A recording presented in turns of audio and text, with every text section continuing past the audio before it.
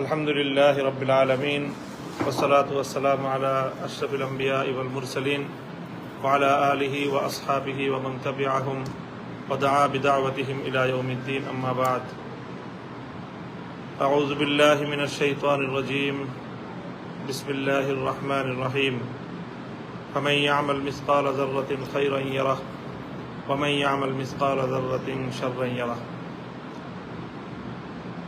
সম্মানিত দর্শক শ্রোতা মণ্ডলী, প্রিয় দেশবাসী, আমরা এই মুহূর্তে গণমানুষের সংগঠন বাংলাদেশ খেলাফত মজলিসের পক্ষ থেকে দেশবাসীর উদ্দেশ্যে আমাদের সংগঠনের কিছু বক্তব্য তুলে ধরার জন্য আপনাদের সম্মুখে উপস্থিত হয়েছি।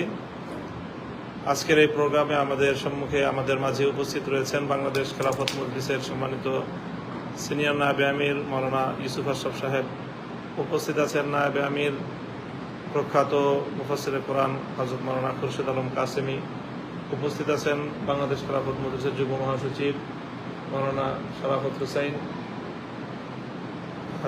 মাওলানা তাফাজ্জুল হোসেন মিয়াজি, উপস্থিত আছেন বাংলাদেশ খেলাফত মজলিসের সম্মানিত যুগ্ম মহাসচিব মাওলানা জালালউদ্দিন আহমদ, উপস্থিত আছেন বাংলাদেশ খেলাফত মজলিসের সম্মানিত যুগ্ম মহাসচিব মাওলানা আতাউল্লাহ আমিন, অন্যান্য কেন্দ্রীয় ও মহানগর নেতৃবৃন্দ। বাংলাদেশ খেলাফত মজলিসের আজকে নির্বাহী বৈঠকের সিদ্ধান্তের প্রেক্ষিতে আমরা দেশের চলমান রাজনৈতিক পরিস্থিতি নিয়ে আজকের এই বক্তব্য উপস্থাপন করছি। প্রিয় দেশবাসী, আমরা জানি যে দীর্ঘ সংগ্রাম এবং সাধনার মধ্য দিয়ে অনেক ত্যাগ এবং কোরবানির মাধ্যমে গতকাল 5ই আগস্ট 2024 সাল বাংলাদেশের ইতিহাসে একটি যুগান্তকারী ঘটনা সংঘটিত হয়েছে। বাংলাদেশের মানুষ দীর্ঘ শৃঙ্খল থেকে মুক্ত হয়েছে। 16 বছরের ফ্যাসিবাদের পতন ঘটেছে। স্বৈরশাহী জালিম অত্যাচারী হাসিনা সরকার পতন ঘটেছে। এই পরিস্থিতিতে দেশে এখন একটি বিশেষ অবস্থা বিরাজমান।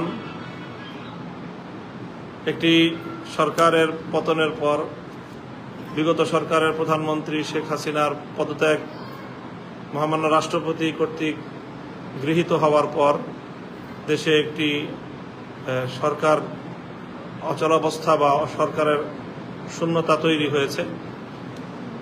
এহেন পরিস্থিতিতে খুব দ্রুত অল্প সময়ের মধ্যে একটি নতুন সরকার গঠিত হবে, সে বিষয়ে সংশ্লিষ্ট মহল কার্যক্রম পরিচালনা করছেন। আমরা রাজনৈতিক দল হিসেবে আমাদের জায়গা থেকে আমরা ভূমিকা পালন করছি। আমরা সহযোগিতা করার জন্য আমরা আমাদের কার্যক্রমকে এগিয়ে নিয়ে যাচ্ছি। আমরা আশা করব যে অতি স্বল্প সময়ে কাল বিলম্ব না করে অতি দ্রুত অন্তর্বর্তীকালীন সরকার গঠিত হবে এবং তারা দেশে একটি অবাধ, সুষ্ঠু ও নিরপেক্ষ নির্বাচনের ব্যবস্থা করবে এবং সেই নির্বাচনের মাধ্যমে নির্বাচিত জনপ্রতিনিধিদের হাতে ক্ষমতা হস্তান্তর হবে এবং বাংলাদেশ একটি শান্তিপ্রিয় নিয়মতান্ত্রিক একটি ধারায় বাংলাদেশ ফিরে যাবে। প্রিয় দেশবাসী, আজকের এই পরিস্থিতিতে বিশেষ করে গতকালকের গণ অভ্যুত্থানের মুখে ফ্যাসিবাদী সরকারের পতনের পর আমরা লক্ষ্য করছি রাষ্ট্রের বিভিন্ন সেক্টরে কিছুটা বিশৃঙ্খলা এবং এক ধরনের অচল অবস্থা বিরাজমান রয়েছে। আইন শৃঙ্খলা পরিস্থিতির অবনতি ঘটেছে। দেশের অধিকাংশ জায়গাতেই আইন শৃঙ্খলা রক্ষাকারী বাহিনী, পুলিশের কোনো উপস্থিতি নেই, যার কারণে গোটা দেশে এক ধরনের অরাজক এবং অনিরাপদ একটি অবস্থায় দেশবাসী বর্তমানে কালাতিপাত করছে। এহেন প্রেক্ষিতে আমাদের জন্য জাতি হিসেবে অত্যন্ত গুরুত্বপূর্ণ একটি চ্যালেঞ্জ আমাদের সম্মুখে রয়েছে। যে চ্যালেঞ্জ আমাদেরকে সম্মিলিতভাবে ঐক্যবদ্ধ শক্তির মাধ্যমে উতরে যেতে হবে, যাতে বাংলাদেশ নতুন কোনো অশুভ শক্তির ষড়যন্ত্রের শিকার না হয় নতুন কোনো অশুভ শক্তির করাল গ্রাসে যেন পরিণত না হয়। এজন্য সর্বপ্রথম আমাদেরকে গোটা দেশ জুড়ে চলমান অরাজকতা যে কোনো মূল্যে রুখতে হবে। অনেক প্রাণহানি ঘটেছে, প্রায় গতকাল সহ 500 প্রাণহানির কাছাকাছি ঘটেছে গণমাধ্যমের সূত্র মতে। আর এর বাইরে যেই তথ্যগুলো আমরা পেয়ে থাকি তাতে প্রাণহানির সংখ্যা, নিহতের সংখ্যা এর চেয়ে আরো অনেক বেশি হবে বলেই আমরা অনুমান করে থাকি। এই বহু প্রাণ গিয়েছে এই সকল শাহাদাত বরণকারী বাংলাদেশের শিশু, নারী, পুরুষ, আবার বৃদ্ধ বনিতা, যারাই চলমান ফ্যাসিবাদ বিরোধী এই সংগ্রামে আত্মদান করেছেন, শাহাদাত বরণ করেছেন। আমরা রব্বুল আলামিনের দরবারে তাদের সকলের এই শাহাদাতের কবুল হওয়ার জন্য আমরা দোয়া করছি। তাদের শোক সন্তপ্ত পরিবার পরিজনের প্রতি আমরা গভীর সমবেদনা প্রকাশ করছি। সেই সঙ্গে দেশবাসীর প্রতি আমরা আহ্বান জানাই যেন ক্ষতিগ্রস্ত প্রতিটি মানুষের পাশে, প্রতিটি পরিবারের পাশে আমরা সকলে যার যার সামর্থ্য অনুযায়ী সাহায্যের হাত নিয়ে আমরা তাদের পাশে যেন দাঁড়াই। সেই সঙ্গে আমরা দেশবাসীর প্রতি আহ্বান জানাই যে রাষ্ট্রীয় সম্পদ সহ দেশের সকল জাতীয় যেই প্রপার্টিজ রয়েছে, দেশের সকল স্থাপনা, গুরুত্বপূর্ণ স্থাপনাগুলো যেন আমরা সকলে রক্ষা করি, কারণ এগুলো কোনো ব্যক্তির সম্পদ নয়, এগুলো সরকারের সম্পদ নয়, এগুলো রাষ্ট্রের সম্পদ। কাজে এ বিষয়ে আমাদেরকে খুব লক্ষ্য রাখতে হবে। এ বিষয়ে আমরা বাংলাদেশ খেলাফত মজলিসের সর্বস্তরের দায়িত্বশীলদেরকে, নেতাকর্মীদেরকে পাড়ায় পাড়ায়, মহল্লায় মহল্লায়, জেলা উপজেলায়, ইউনিয়ন, ওয়ার্ড, মহল্লা পর্যায় পর্যন্ত স্বেচ্ছাসেবকের ভূমিকা পালন করার জন্য উদাত্ত আহ্বান জানাচ্ছি। সেই সঙ্গে পুলিশ সহ আইন শৃঙ্খলা রক্ষাকারী সকল বাহিনী, যাদের জনগণের জানমাল ও রাষ্ট্রীয় সম্পদ রক্ষা করার দায়িত্ব রয়েছে, তারা অনেকেই এখনো এই পরিস্থিতিতে তারা দায়িত্ব পালন থেকে বিরত রয়েছেন। আমরা আহ্বান করব সত্বর সকল আইন শৃঙ্খলা রক্ষাকারী বাহিনী যার যার দায়িত্বে আপনারা নিয়োজিত হন, নিজ নিজ কর্মস্থলে আপনারা আত্মনিয়োগ করুন। দেশবাসীর এই দুর্দিনে, জাতির এই ক্রান্তিকালে আপনাদের পক্ষ থেকে দেশ ও জাতির জানমাল ও সম্পদ রক্ষার জন্য ঐতিহাসিক দায়িত্ব পালন করার প্রতি আমরা আপনাদেরকে উদাত্ত আহ্বান জানাচ্ছি।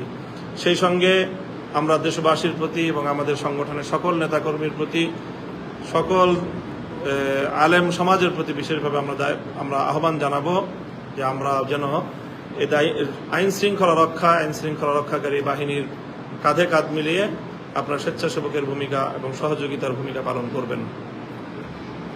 বিশেষভাবে আরেকটি বিষয়ের প্রতি আমরা দেশবাসীর প্রতি দৃষ্টি আকর্ষণ করছি এবং বিশেষ করে সকল ওলামায়ে আলেম সমাজ, মসজিদের ইমাম সাহেবান, মাদ্রাসার শিক্ষকবৃন্দদেরকে আমরা এক্ষেত্রে একটি বিশেষভাবে লক্ষ্য রাখার জন্য অনুরোধ করব। সেটি হলো যে সাম্প্রদায়িক সম্প্রীতির যে বাংলাদেশ, এই বাংলাদেশের পরিচয় যেন বিশ্ব দরবারে ভিন্ন কোনোভাবে কেউ তুলে ধরার প্রয়াস চালাতে না পারে, সে ব্যাপারে আমাদেরকে সোচ্চার এবং সতর্ক থাকতে হবে। সেজন্য আমরা সংখ্যালঘু যারা রয়েছেন আমাদের দেশে, হিন্দু, বৌদ্ধ, খ্রিস্টান সহ উপজাতীয় অন্যান্য ধর্মাবলম্বী যারা বসবাস করেন, তো সকল ধর্মাবলম্বীদের তাদের বাড়িঘর ইত্যাদি আপনারা রক্ষা করার জন্য নিজ নিজ জায়গা থেকে গুরুত্বপূর্ণ ভূমিকা পালন করবেন। এজন্য প্রয়োজনে আপনারা জায়গায় জায়গায় ছোট ছোট দল গঠন করে প্রহরায় নিয়োজিত হবেন। বিশেষ করে রাত্রিবেলার অন্ধকারে, রাতের অন্ধকারকে সুযোগ করে, পুঁজি করে দুর্বৃত্তরা যেন কোনো দুর্বৃত্তায়নের সুযোগ না পায়। আমরা আরও কিছু দুঃখজনক ঘটনার সংবাদ পাচ্ছি, সেটি হলো বিভিন্ন জায়গায় ডাকাত দল, সন্ত্রাসী দল তারা সংঘবদ্ধ হয়ে জনগণের জানমালের উপর হামলা করছে, মানুষের সম্পদ লুটে নেওয়ার চেষ্টা করছে। কাজে সেই বিষয়েও আমরা সোচ্চার থাকার চেষ্টা করব। সেই সঙ্গে আমি বাংলাদেশের সশস্ত্র বাহিনীর যারা দায়িত্বশীল রয়েছেন, অন্যান্য আইন শৃঙ্খলা রক্ষাকারী বাহিনীর যারা দায়িত্বশীল রয়েছেন, তাদের প্রতি আমরা উদাত্ত আহ্বান জানাবো যে দেশের মানুষের জানমালের নিরাপত্তার গুরুত্ব হলো সর্বাগ্রে। কাজেই এটি অগ্রাধিকারের ভিত্তিতে দেশের জনগণের জান। সর্বশেষ আমরা আজকের এই বক্তব্য থেকে মহামান্য রাষ্ট্রপতির প্রতি আমরা উদাত্ত আহ্বান জানাবো যে অতি দ্রুত সময়ের মধ্যেই যেন অন্তর্বর্তীকালীন নতুন সরকার গঠন করা হয় এবং সেই সরকারের কাছে দায়িত্ব হস্তান্তরের মাধ্যমে বাংলাদেশে যেন একটি স্থিতিশীল এবং স্বাভাবিক পরিস্থিতি ফিরিয়ে আনার চেষ্টা করা হয় এবং অনতিবিলম্বে একটি অবাধ, নিরপেক্ষ ও সুষ্ঠু নির্বাচনের মাধ্যমে নির্বাচিত সরকারের হাতে যেন ক্ষমতা হস্তান্তরের প্রক্রিয়া অগ্রসর করে নেওয়া হয়। সেই সঙ্গে ইতিমধ্যে যে সকল কারাবন্দী আমরা গণমাধ্যম থেকে জানতে পারছি যে অনেকেই মুক্তি পেয়েছেন, আর এখনও যারা মুক্তি পাননি আমরা তাদের সকলের আশু মুক্তি প্রত্যাশা করছি। ইনশাআল্লাহ আমরা সকলে আমাদের বাংলাদেশটাকে আমরা সকলে মিলেমিশে গঠন করব।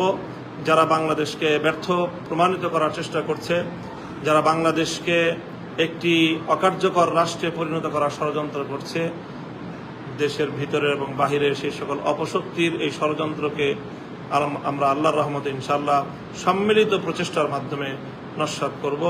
এই প্রত্যয় এবং এই প্রত্যাশা ব্যক্ত করে মহান আল্লাহ রাব্বুল আলামিনের কাছ থেকে আমাদের দেশ, জাতি সকলের সর্বাঙ্গীন সফলতা, মুক্তি, নিরাপত্তা কামনা করে আজকের বক্তব্য শেষ করছি।